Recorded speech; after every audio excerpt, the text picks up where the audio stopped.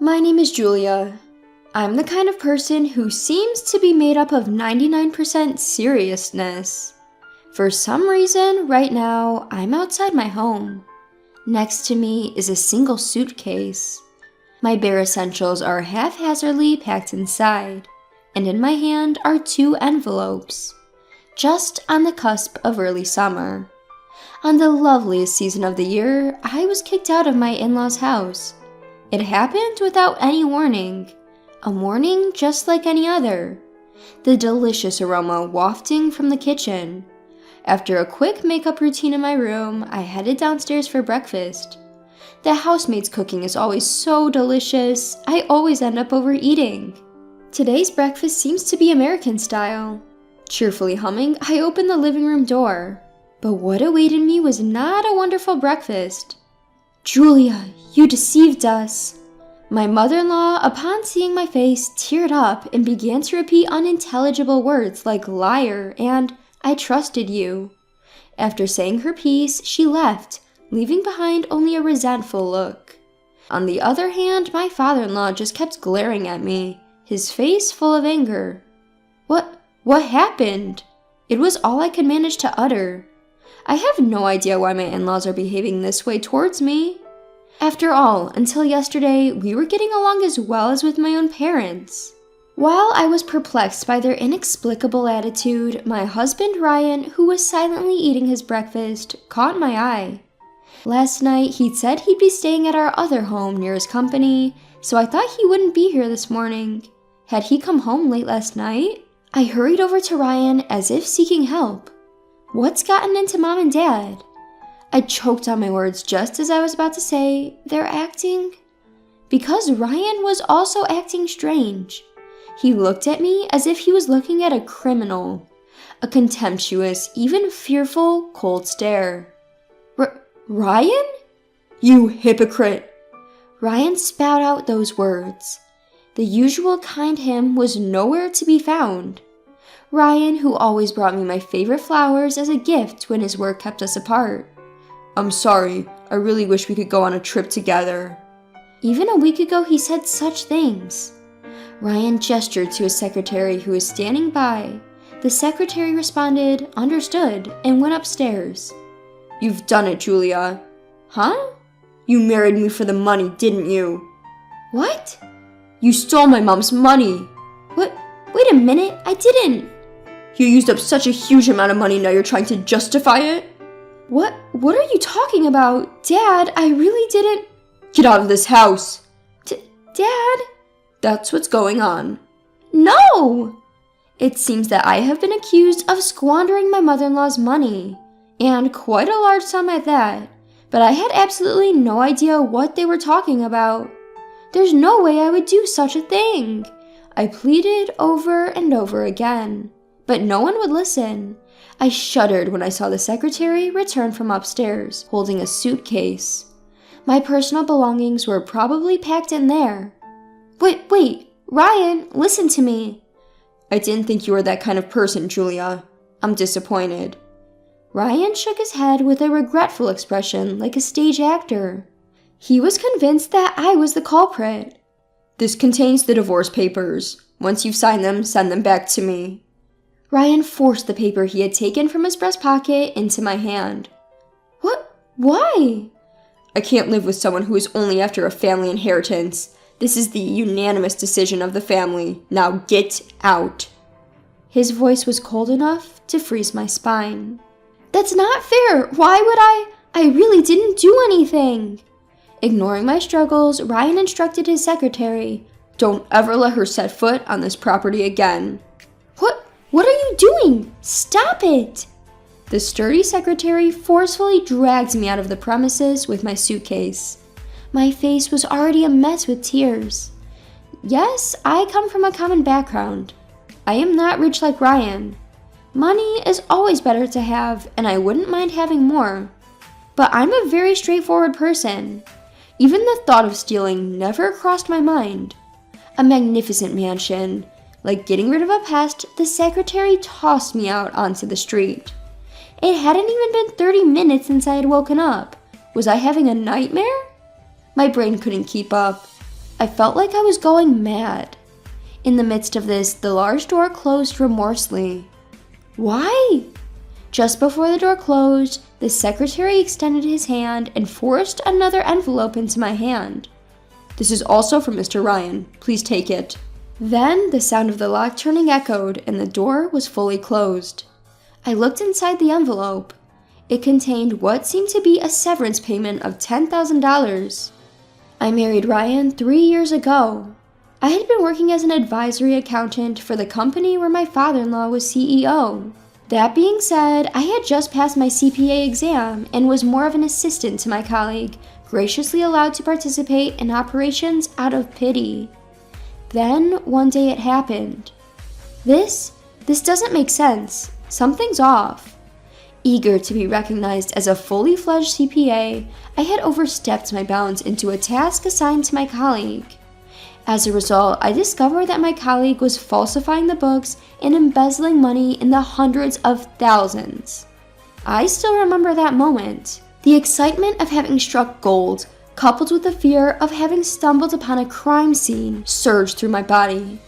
In the end, I decided to report this fact to my father-in-law, the CEO. Being a fundamentally earnest person, pretending I hadn't seen it was never an option for me. Of course, I thought about reporting it to the IRS, but then my colleague wouldn't be able to be a CPA anymore.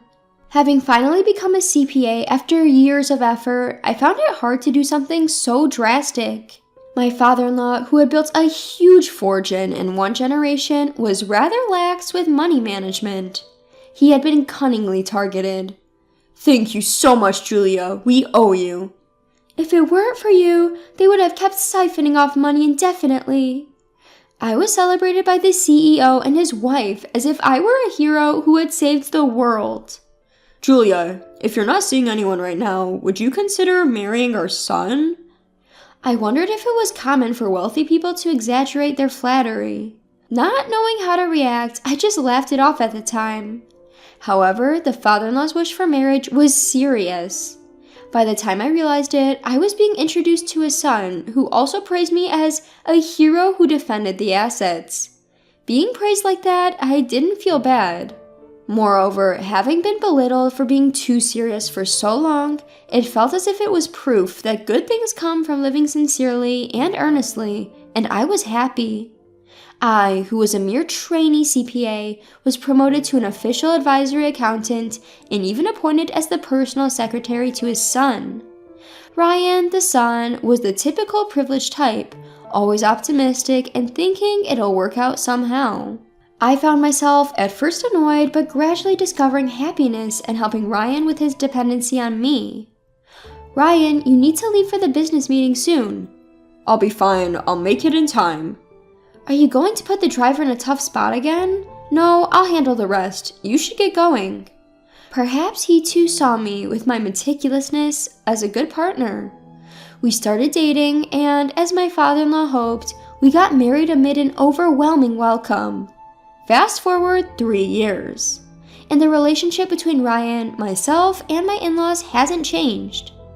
The only major change was my father-in-law's decision to hand the reins of the company over to Ryan. To facilitate this, my mother-in-law and I found ourselves running around, paying courtesy visits to various parties, preparing for my father-in-law's retirement and Ryan's board debut. That's why tonight, my mother-in-law and I were supposed to attend a business partner's anniversary party. But instead, I found myself in a stark business hotel room. In my anger and frustration, I even considered just going back to my parents' home. But that didn't sit well with me. If he wants a divorce, that's fine. But as someone who's always lived by being honest and sincere, leaving as a thief is something I can't accept. I sat on the bed and looked at the contents of the envelope again. Divorce papers and a severance payment. Shaking my head, I held back my tears. I need to calm down. Taking a deep breath, I closed my eyes and thought. I haven't taken my mother-in-law's money. This is a fact. So that means someone else has done something. I felt the rush of excitement and fear again. I picked up the bundle of $10,000. I'll put it to good use. I quickly retouched my makeup and headed to the private detective's office. My cell phone rang a week later. "Here are the results of the investigation." What? In a room of a shared office building, stacks of paper clipped together was placed on the reception table. The report was thicker than I had imagined. With trembling hands, I flipped one page after another. What? Huh? I was startled multiple times before I finished reading everything. Staggering, I stood up, clutching my spinning head. When I went out of the building, an unpleasantly refreshing breeze blew. It was all a lie. I squatted down as if surrendering my body to the shade of a street tree. Unsuspecting passerby looked at me curiously as they walked past. I, who had learned the truth. I was torn between choices and finally decided to visit my in-laws' home. "Why did you let her in the house?" Well, taking over from the maid who hung her head in the wake of being scolded, I presented my signed divorce papers to my father-in-law. "I brought these." "We told you to mail them." "If you wish for a divorce, I have no objections, but I absolutely cannot tolerate being called a thief." "Even at this stage, you still say that." Snatching the divorce papers, my father-in-law turned on his heel to leave. But I declared to his back, "I demand an apology from all of you. If you cannot accept that, I am prepared to fight this in court." At the mention of court, my father-in-law stopped. "I was happy that you accepted me, a commoner.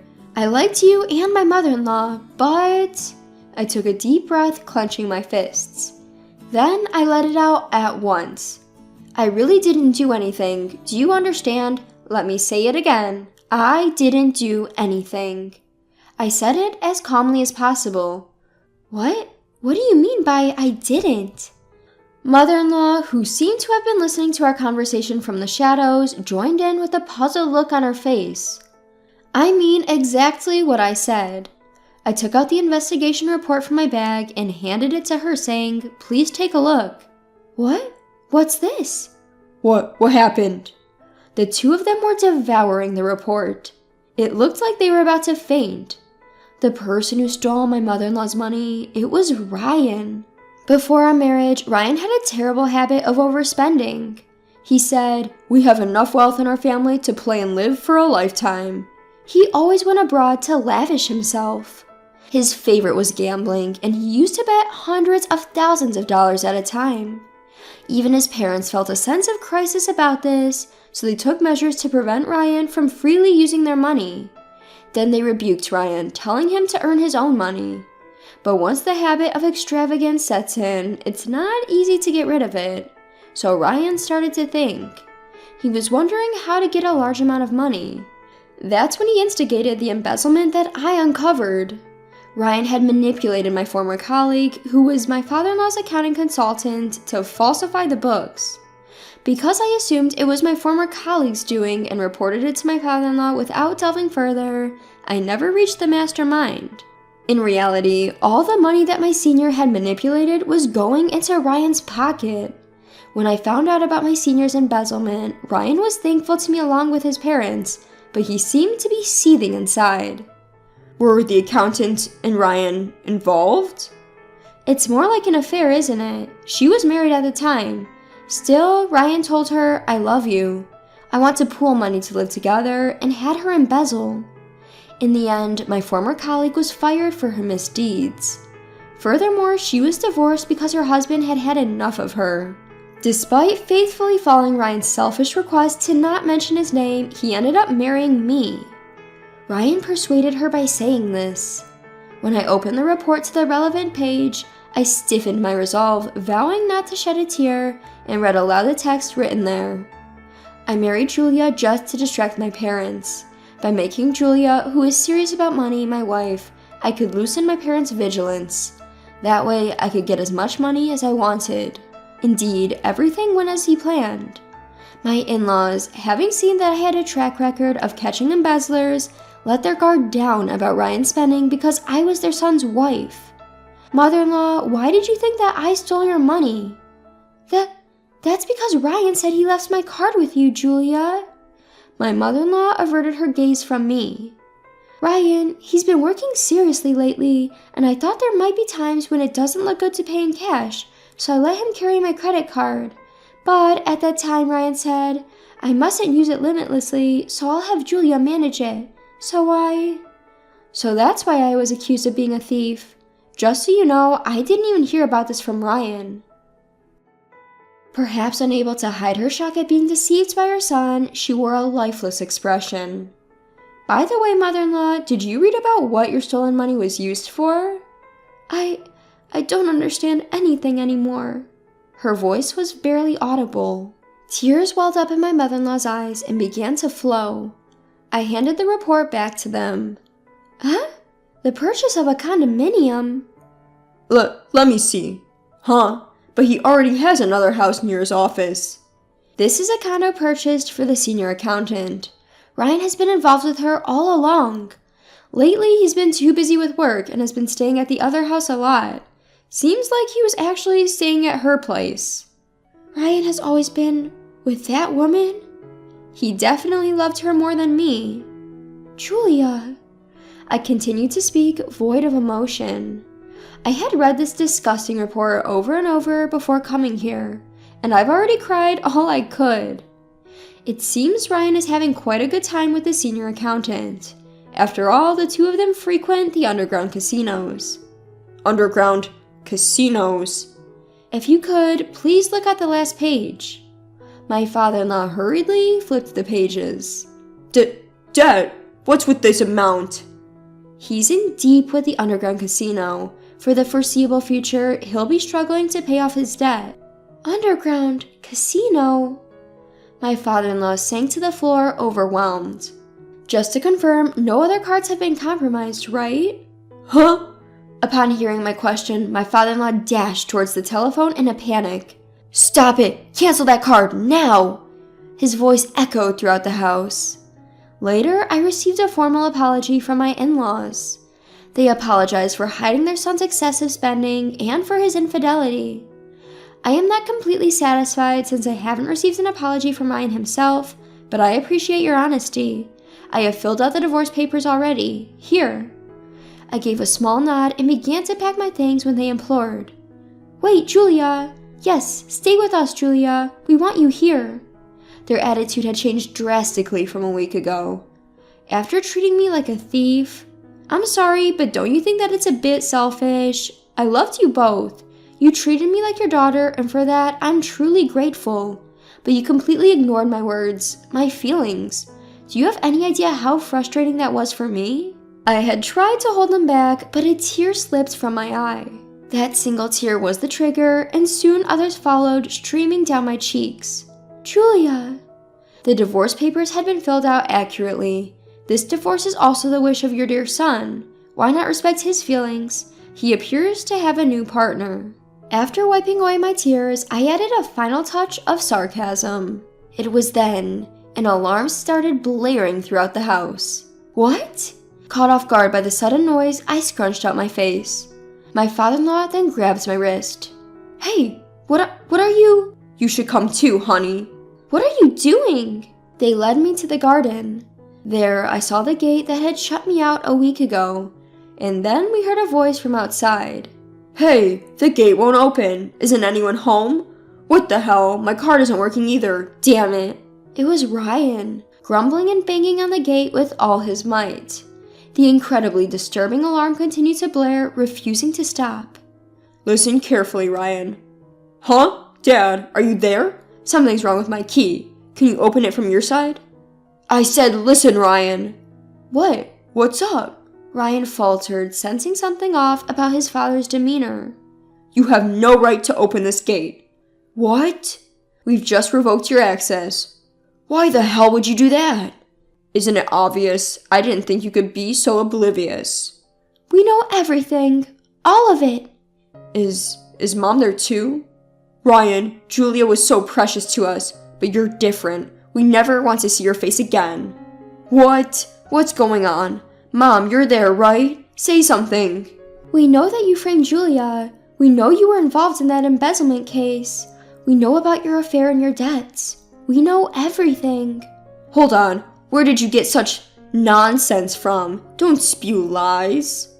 Ryan desperately continued to defend himself. I was feeling anxious inside. Would this couple be swayed by their son's words and call me a liar once more? But my fear was unnecessary. I trust Julia. So do I. Dad, Mom?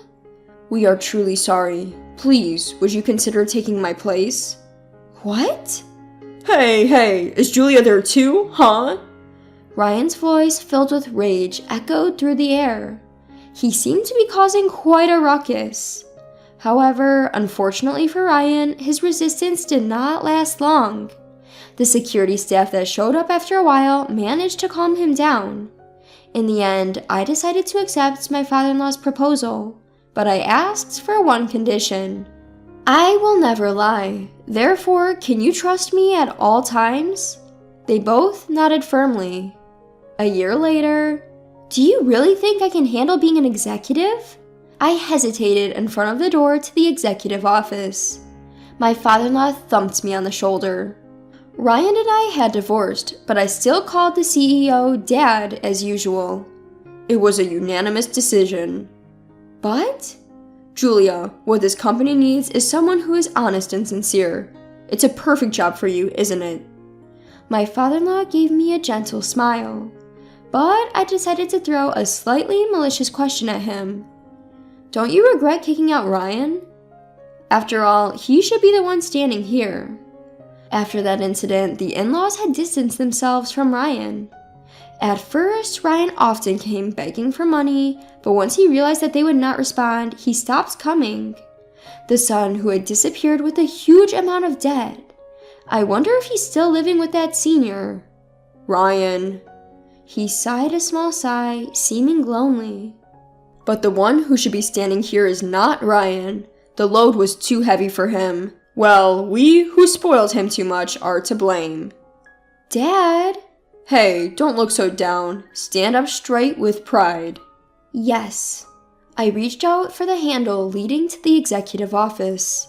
The door opened smoothly, like an automatic door.